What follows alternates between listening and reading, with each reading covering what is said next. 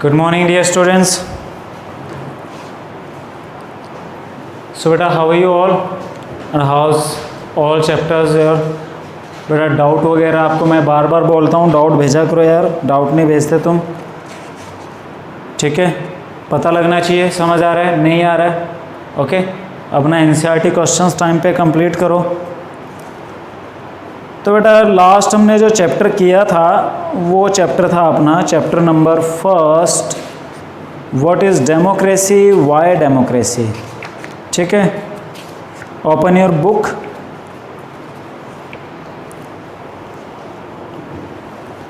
तो बेटा first chapter कौन सा था अपना? What is democracy, why democracy, वो हम कंप्लीट कर चुके हैं और क्वेश्चन भी हमने उसके कर लिए हैं। वैसे तो क्या था, पहले एक चैप्टर हुआ करता था डेमोक्रेसीज इन कंटेम्प्रेरी वर्ल्ड, वो अब डिलीट हो गया। तो जिनकी पुरानी बुक, जिन्होंने बच्चों ने पुरानी बुक अगर लियो ना, तो उसमें आप देखना एक चैप्टर फर्स्ट भी है डेमोक्रेसीज इन कंटेम्प्रेरी वर्ल्ड, तो वो अब डिलीट हो गया, वो नहीं करते हम लोग, ठीक है? तो चैप्टर फर्स्ट जो है वो what is democracy, why democracy है, और सेकंड चैप्टर है कॉन्स्टिट्यूशनल डिज़ाइन, ठीक है? तो आज हम शुरू कर रहे हैं कॉन्स्टिट्यूशनल डिज़ाइन, ठीक है भाई? तो बुक खोल ली भाई सबने, पेज नंबर 18 पे आ जाओ। तो बेटा देखो, हमने लास्ट चैप्टर में डिस्कशन किया था for a democratic country there must be a constitution. बिना कॉन्स्टिट्यूशन के आप किसी कंट्री को डेमोक्रेटिक कैसे बना सकते हो? जहाँ पे रूलर के पावर्स डिसाइडेड नहीं है, जहाँ पे पब्लिक के राइट्स डिसाइडेड नहीं है, ठीक है? तो यानी तय होना चाहिए सब कुछ। तो अगर एक रिटन डॉक्यूमेंट रहे, एक रिटन कॉन्स्टिट्यूशन रहे, तो दायरे में चलना आसान होता है, ठीक है? इसको एक एग्जांपल से समझो। मान लो हमें कोई दूसरी जगह जाना है, हमें टोहाना से हिसार जाना है।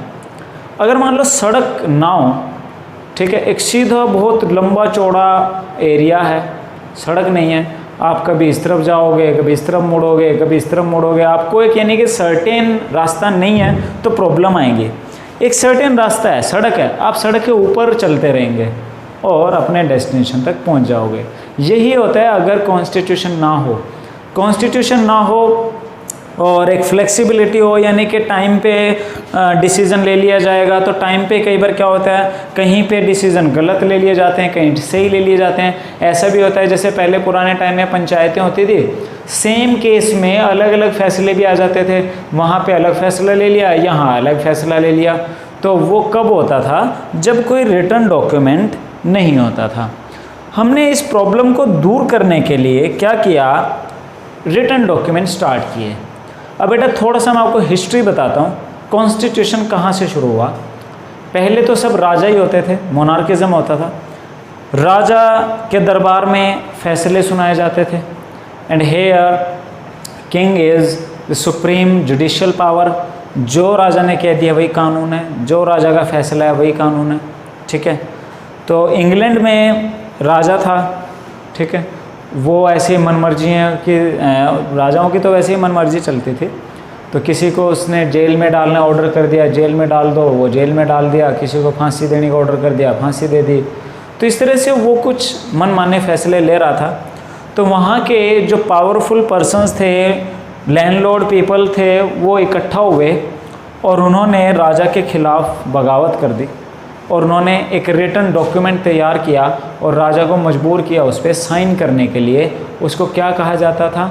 मैग्ना कार्टा, ठीक है? तो मैग्ना कार्टा एक तरह का पहला कॉन्स्टिट्यूशन था। फिर 1776 में जब अमेरिका को इंग्लैंड से इंडिपेंडेंस मिला, आज़ादी मिली, तब उन्होंने भी क्या किया, अपने कॉन्स्टिट्यूशन को बनाने का प्रोसेस शुरू किया। तो अमेरिका ने फर्स्ट रिटन कॉन्स्टिट्यूशन बनाया, ठीक है?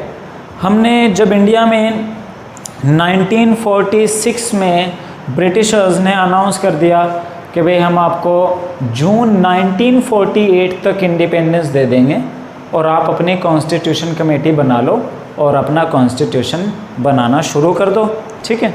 तो हमने 1946 में ही कॉन्स्टिट्यूशन असेंबली बना ली और दिसंबर 1946 से उसने कॉन्स्टिट्यूशन बनाना शुरू कर दिया। और 15 अगस्त 1947 को हमें इंडिपेंडेंस मिल गई, पर हमारा कॉन्स्टिट्यूशन उस टाइम तक रेडी नहीं था, काम चल रहा था। ठीक है, तो 26 नवंबर 1949 को कॉन्स्टिट्यूशन कंप्लीट हो गया। क्लियर? बट हमने उसको 26 नवंबर 1949 को ही कॉन्स्टिट्यूशन इनेक्ट नहीं किया, हमने सिर्फ कुछ पार्ट इनेक्ट कर दिए, लागू कर दिए, और बाकी जो सारा कंप्लीट कॉन्स्टिट्यूशन था वो हमने कब लगाया? वो लगाया 26 जनवरी 1950 को। अदरवाइज बन कब गया था? 26 नवंबर 1949 बन इस तारीख को गया था। हो चाहते तो इस डेट को भी कॉन्स्टिट्यूशन लगा सकते थे, बट नहीं लगाया। रीज़न क्या था? 19 हमें इंडिपेंडेंस कब मिला? 14 अगस्त 1947 को। ठीक है, ये हमारा क्या है? ये हमारा इंडिपेंडेंस डे है। ठीक है, तो उससे पहले, यानी जब हमें इंडिपेंडेंस नहीं मिली थी, उससे पहले हमने 1930 में ये डिसाइड किया था कि हम 26 जनवरी को अपना इंडिपेंडेंस डे मनाएंगे। 29 में लाहौर में कांग्रेस का सेशन हुआ था, जवाहरलाल नेहरू उसके हेड थे। तब ये डिसाइड हुआ भाई हम अपना इंडिपेंडेंस जो डे है वो 26 जनवरी को सेलिब्रेट किया करेंगे। तो ये हमारे लिए इम्पोर्टेंट डेट थी, बट इंडिपेंडेंस मिल गई 15 अगस्त को, तो इंडिपेंडेंस डे अब क्या हो गया? 15 अगस्त। तो इस डेट की वैल्यू को मेंटेन रखने के लिए हमने क्या किया? अपना कॉन्स्टिट्यूशन इस डेट को इनेक्ट किया, अप्लाई किया। समझ गए भाई? तो इसीलिए ये हमारा क्या है? रिपब्लिक डे है 26 जनवरी, और 15 अगस्त क्या है? इंडिपेंडेंस डे है। क्लियर भाई? चलो अब आओ आप बुक में पेज नंबर 18 पर, कॉन्स्टिट्यूशनल डिज़ाइन। ओवरव्यू देखो एक बार चैप्टर का। We noted in the previous chapter that in a democracy the rulers are not free to do what they like. आपने देखा डेमोक्रेसी में जो रूलर्स हैं वो बिल्कुल फ्री नहीं है, वो मनमाना काम नहीं कर सकते। ऐसा नहीं है प्राइम मिनिस्टर कुछ भी डिसीजन ले लेंगे, नहीं, कॉन्स्टिट्यूशन है, उनके अकॉर्डिंग ही फैसला लेना पड़ेगा। ठीक है, बियॉन्ड द कॉन्स्टिट्यूशन नहीं जा सकते। प्राइम मिनिस्टर ऑर्डर नहीं कर सकते किसी को, इसको पकड़ो जेल में डाल दो, इसको फांसी दे दो, नहीं, उनके पास राइट नहीं है। ये सब कॉन्स्टिट्यूशन उनके पावर को लिमिटेड करता है, बाउंड करता है। There are certain basic rules that the citizen and government have to follow। तो यहाँ पे कुछ certain rules हैं, regulation हैं जो लोगों को follow करने पड़ते हैं। All such rules together are called constitution as the supreme law of country। The constitution determine the rights of citizen। ठीक है, तो क्या होता है कि कॉन्स्टिट्यूशन क्या है? वो एक सुप्रीम लॉ है, और वो क्या करता है? The constitution determine the right of citizen. Constitution लोगों के अधिकारों को निश्चित करता है। जैसे आपने 8th क्लास में भी पढ़ा था the Indian constitution first chapter, उसमें आपने राइट्स पढ़े थे। ठीक है, like we have right to equality, सब बराबरी का अधिकार है। राइट टू फ्रीडम, ठीक है, right to freedom of religion, clear, and educational and cultural rights, right to constitutional remedies। तो आपके पास क्या है? कम टोटल 6 फंडामेंटल राइट्स हैं। The powers of government and how the government should function. ठीक है, और इसके अलावा गवर्नमेंट कैसे वर्किंग करेगा, क्या क्या करेगा, ये सब भी निश्चित करता है constitution. In this chapter we ask some basic question about the constitutional design of a democracy। So why do we need a constitution? तो हमने क्या है कि आप देखो why do we need a constitution, हमें constitution की ज़रूरत क्यों है? How are the constitutions drawn up? constitution कैसे बनाए गए हैं? Who designed them in what ways? उनको किस तरह से डिज़ाइन किया गया है, कैसे बनाया गया है उन कॉन्स्टिट्यूशंस को। Once what are the values that shape the constitutions in democratic states. वो कौन से वैल्यूज़ हैं? ठीक है, किन वैल्यूज़ के बेस पे कॉन्स्टिट्यूशन को बनाया गया है। अब हर देश का कॉन्स्टिट्यूशन एक जैसा नहीं है। ठीक है। कहीं पे हो सकता है जो कानून इंडिया में नहीं है वो कहीं और हो, जो वहाँ है वो इंडिया में ना हो, ठीक है। तो हम क्या है कि अपने जो वैल्यूज़ हैं, हमारे जो जिसको हम कहें कि हमारे धार्मिक मूल्य कहो या हमारे वैचारिक जो हमारी आइडियोलॉजी है, वो हमारी आइडियोलॉजी के हिसाब से कॉन्स्टिट्यूशन बना है, ठीक है। अब जैसे मान लो नीदरलैंड एक जगह है, नीदरलैंड में यूथेनेशिया परमिटेड है। यूथेनेशिया का मतलब होता है इच्छा मृत्यु। अगर कोई व्यक्ति बीमार है या किसी अन्य कारणों से वो मरना चाहता है, ज़िंदगी से तंग है, उसने कोर्ट में अपील किया, भाई I want to die, court को भी लगता है अगर कि हाँ इसका मरना ठीक है, जिंदा रहना इसका और ज़्यादा परेशानी है, जैसे कुछ लोगों को ऐसी बीमारी हो जाती है जो ठीक ही नहीं हो पाती, वो डिपेंडेंट हो जाता है दूसरे पे, तो वहाँ पे परमिशन मिल जाती है, कानून है।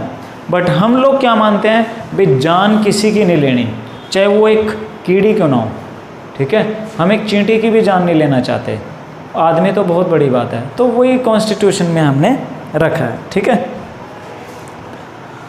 So in once constitution accepted can we make change later as required by changing condition. अब क्या टाइम टू टाइम कॉन्स्टिट्यूशन में चेंज हो सकते हैं? ऑब्वियसली वक्त बदलता रहता है, तो कॉन्स्टिट्यूशंस के जो रूल्स हैं वो भी चेंज होते रहते हैं, अमेंडमेंट होती रहती हैं। अब जैसे अपना कॉन्स्टिट्यूशन है, उसमें बहुत बार अमेंडमेंट हुआ है। One recent instance of designing constitution for a democratic state is that of South Africa। अब हाल ही में हम जो एक एग्जांपल लेते हैं वो किसका लेते हैं? साउथ अफ्रीका का, ठीक है। साउथ अफ्रीका का जो कॉन्स्टिट्यूशन है उसमें बहुत सारे ऐसे फैक्टर्स हैं जो इंस्पायर करने वाले हैं। We begin this chapter by looking at what happened there and how South African went about this task of designing their constitution. तो इस चैप्टर में हम पढ़ने वाले हैं कि क्या साउथ अफ्रीका में हुआ था, उन्होंने कॉन्स्टिट्यूशन बनाते समय क्या बातें ध्यान रखी। So then we turn to how the Indian constitution was made. फिर हम देखेंगे इंडियन कॉन्स्टिट्यूशन कैसे बना, what its fundamental values are and how it provide a good framework for conduct of citizen life and that of the government। तो फिर हम देखेंगे कि जो इंडियन कॉन्स्टिट्यूशन है उसके फंडामेंटल वैल्यूज़ क्या हैं और वो किस तरह से एक बेटर फ्रेमवर्क प्रोवाइड कराता है, ठीक है। तो अब आते हैं मेन बातों पे।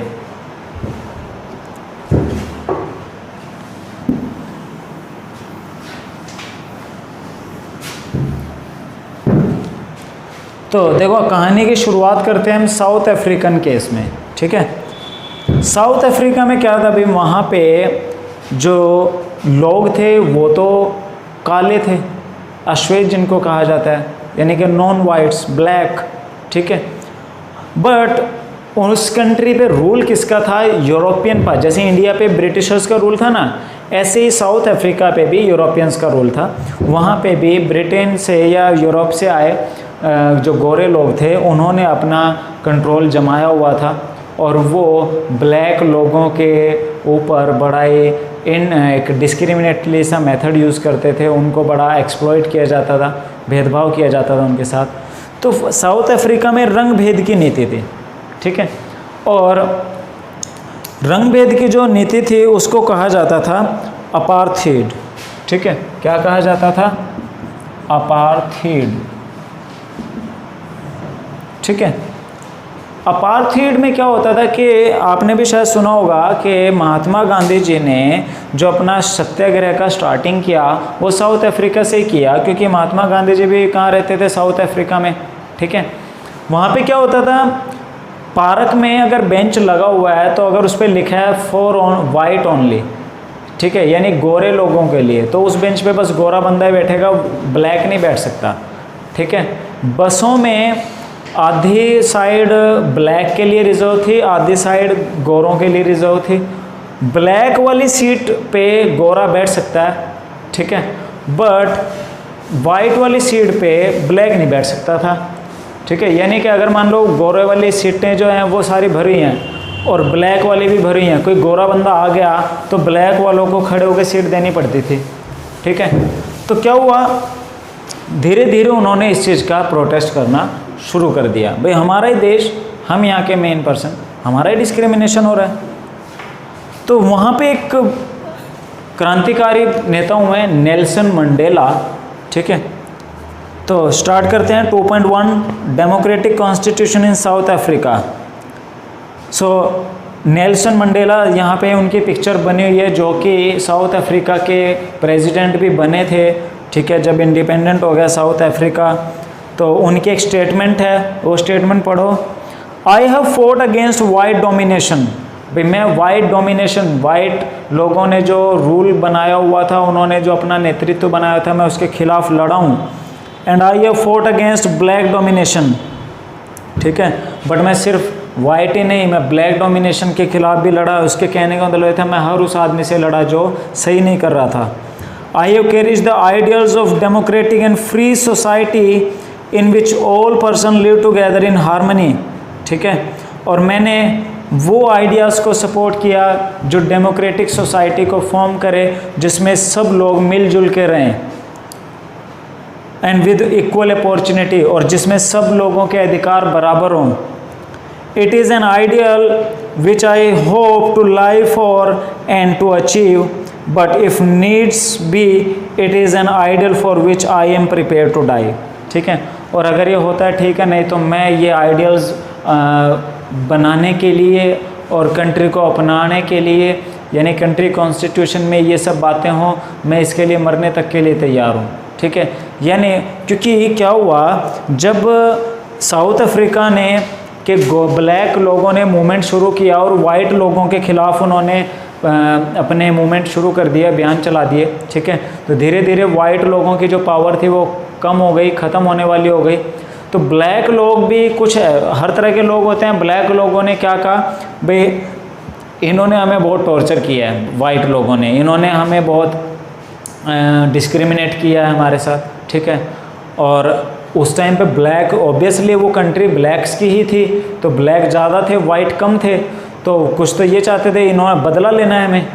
बट उसने क्या कहा, नहीं, जो बीत गया वो बीत गया, आगे का जो टाइम होगा उसमें सब बराबर होंगे, चाहे कोई ब्लैक है या वाइट है, सब बराबर होंगे, सबके राइट्स बराबर होंगे, सब मिलजुल के रहेंगे और सोसाइटी में हार्मनी, यानी कि कोई आपस में ये नहीं ये वाइट है ये ब्लैक है, नहीं, ऐसा कुछ नहीं होगा, ठीक है। अगर हम ऐसा करेंगे तो फिर पहले और अब की सोसाइटी में फ़र्क क्या रह गया? फ़र्क ये था, पहले वाइट डोमिनेशन था, वाइट वाले ब्लैक को डिस्क्रिमिनेट कर रहे थे, अब ब्लैक वाले वाइट को डिस्क्रिमिनेट करें, तो ऐसे एक अच्छी सोसाइटी, अच्छी कंट्री नहीं बन सकती थी। This was Nelson Mandela being tried for treason by the white south African government. तो वो नेल्सन मंडेला की स्पीच थी जिनको कि मुकदमा चला के देशद्रोह का वाइट गवर्नमेंट ने उनको जेल में डाल दिया था। He and 7 other leaders were sentenced to life imprisonment in 1964 और उन्हें 1964 में नेल्सन मंडेला और बाकी और भी 7 लीडर्स को 1964 में क्या किया, जेल में डाल दिया था। क्यों डाल दिया? To oppose for daring to oppose the apartheid regime in his country, क्योंकि उन्होंने अपार्थाइड सिस्टम का विरोध किया था। और वो अपार्थाइड सिस्टम क्या था? रंग भेद, गोरे कालों के जो भेदभाव वाली पॉलिसी थी। वाइट पीपल ब्लैक लोगों को, यानी वाइट लोगों ने अपनी कॉलोनीज़ भी अलग बनाई हुई थी, ठीक है, कोई ब्लैक पर्सन उसमें एंटर नहीं कर सकता था। आएगा तो अगर सिर्फ मजदूरी करने के लिए, साफ़ सफाई करने के लिए आएगा, वैसे नहीं आएगा, ठीक है। बसों में वाइट्स के लिए सीट रिजर्व थी, गवर्नमेंट में वाइट्स के लिए सारी पावर ही वाइट्स की थी, स्कूल कॉलेज यूनिवर्सिटी में वाइट्स का ही पूरा प्रेफरेंस था, ठीक है, हर जगह पे, और पार्क के अंदर हर जगह पे भेदभाव होता था। So he spend the next 28 year in South Africa's most dreaded prison Robben islands. तो रॉबिन आइलैंड में एक जेल थी, वहाँ पे उसने 28 साल अपने ज़िंदगी के जेल में बिताए। स्ट्रगल अगेंस्ट अपार्थाइड, तो नेल्सन मंडेला ने 28 साल जेल में बिताए, बट फाइनली वहाँ के जो लोग हैं उन्होंने अपने प्रदर्शन से, अपने मूवमेंट से वहाँ का जो अपार्थाइड रेजिम था उसको ख़त्म करने में उनको कामयाबी मिली। Apartheid was the name of a system of racial discrimination unique to South Africa.